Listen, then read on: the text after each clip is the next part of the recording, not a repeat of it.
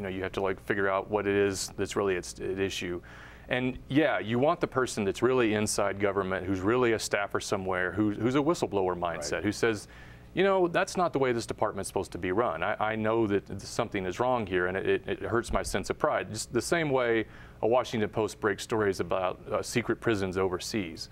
It's because someone in an intelligence community feels like that's wrong, and that's besmirching their reputation of their work. And so they want people to know. And that way, journalism really becomes the fourth branch, and that with that, you get to look inside government that government wouldn't look inside themselves. The other aspect to having the government whistleblower is the Post has the added advantage of they still have regular beat reporters, and those beat reporters might hear a rumor in City Hall or might hear a rumor in the halls of county government, and that beat reporter still has to produce the regular daily slot. So what they can do now is they go to Chuck and they say, this is what I heard, do you want to investigate it? Because they still have to churn out the copy day to day to day. And that's a great point. The Denver Post has a bunch of very, very strong reporters, and all of them are investigative reporters. When you're on a beat, you still are supposed to be beyond just going to the meeting, taking the press release. You're supposed to be asking questions. You're supposed to be digging in and those kinds of things. I expect that there will be many occasions right out of the gate and on down the road where you will see Lookout Colorado, which is what we're calling my role, double bylined with me and another reporter teaming up and taking something on. When Todd found the reports by Governor Ritter weren't even filled out as required by executive order, it was because he asked to see them. Here in Colorado, we have an open records law. It used to be called FOIA for the national stuff, Freedom of Information Act. Here it's called CORA because a woman named Cora invented the law. It's the Colorado Open Records Act.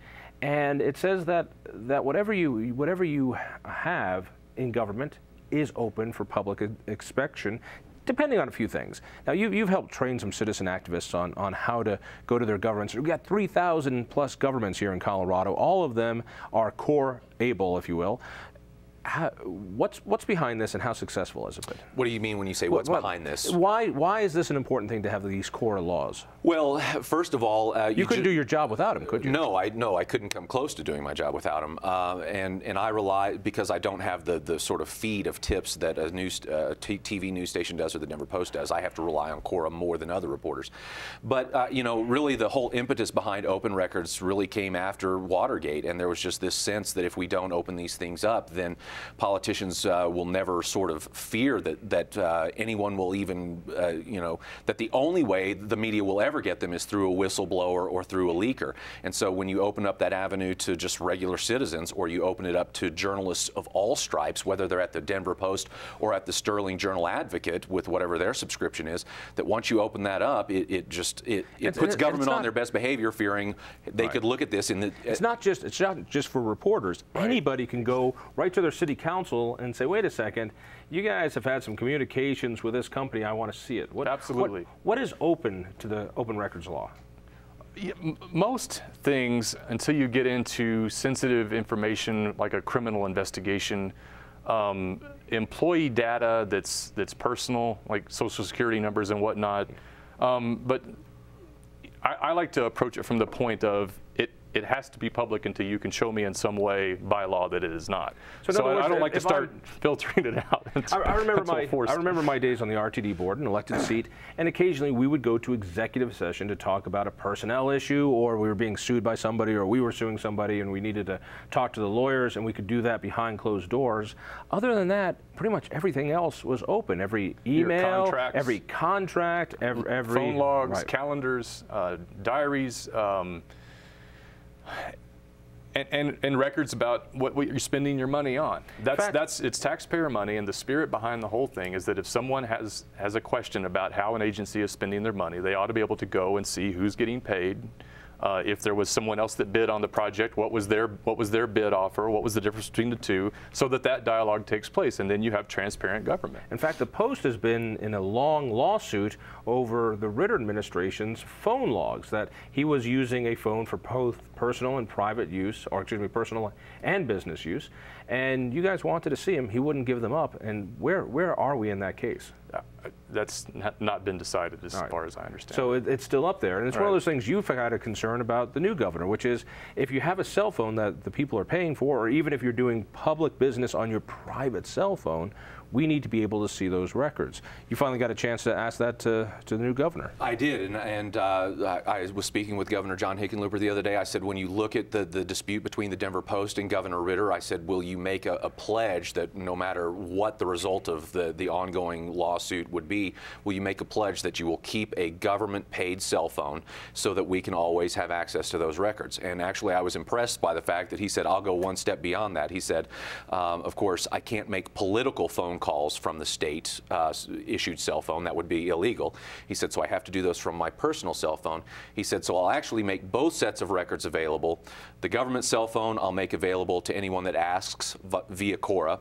The other I will make available to some third-party, I guess what he was going to say was some sort of third-party ombudsman. And I was very impressed by that response. So that they could say, wait, this is a personal call, Exactly. He's calling his wife, his kids, his mistress, all those things go off to one side. Exactly. He starts calling contributors. That's a different thing. Right. Or, and as he pointed out, for example, if there's an initiative that he wants to put his weight behind, he can't make, he can't make those kinds of political calls from the government-issued cell phone. And so, again, it really showed an impressive forethought, in my opinion, and he really. But the real question is, under these CORA laws, it's great when a politician, and hats off to Hick for doing that. Right. It's very, very impressive. Can I amplify that just real quick?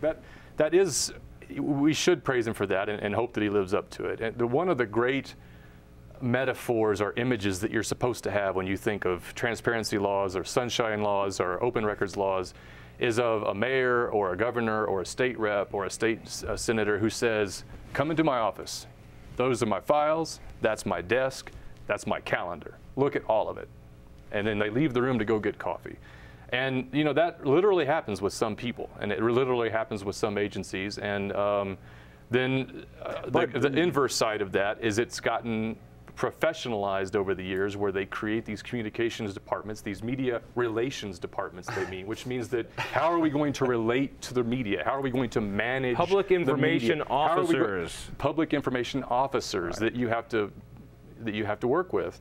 And some of those are very upright and very focused on the spirit of open records. A couple of quick points on that, though. While I think we'd all agree that Hickenlooper should really be praised for making this commitment, and I got to tell you, I'm impressed, and I'm not always impressed with the politics of Hickenlooper, but this is a very good one. He deserves credit.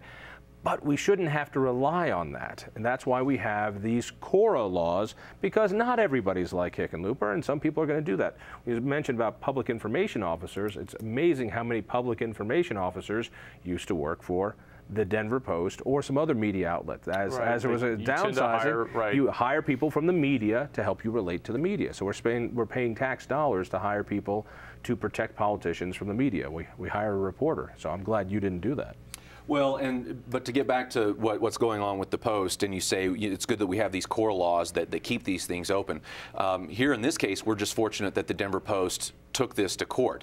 There are other issues that I'd like to see taken to court. For example, the Denver Department of Safety has almost with a blanket and almost no authority, they blanket said we won't release 911 phone calls anymore, recordings anymore, and we won't release Halo camera video footage at all. Halo cameras being? Halo cameras are the high activity something occupancy, but they're basically surveillance cameras that are on top of a lot of light poles all throughout Denver, and they feed in this video to it. With huge amounts of taxpayer money during the Democratic National Convention. Right. And they're still there. Yeah. Still there being one used. of the perks of the convention left over. And they one of the many toys. One of the many millions of toys that the Denver police were. It's one of the great perks is we still have government Big Brother hanging around after the convention. But it's not like they even say, well, here's a sliver of an exception where in this instance you can have Halo camera footage. Right. They just say, if you ask for Halo camera footage, we deny it, period, end of story. The Denver Post hasn't sued.